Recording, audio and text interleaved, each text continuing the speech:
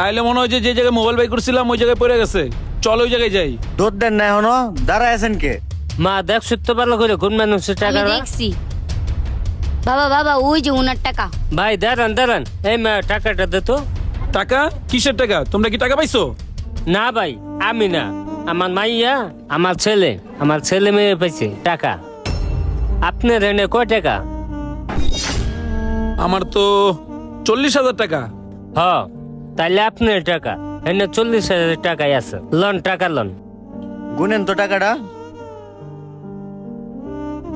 টাকা তো ঠিকই আছে। এক কাজ করো, এই নাও কিছু টাকা রাখো, তোমার ছেলে মেরে দিও।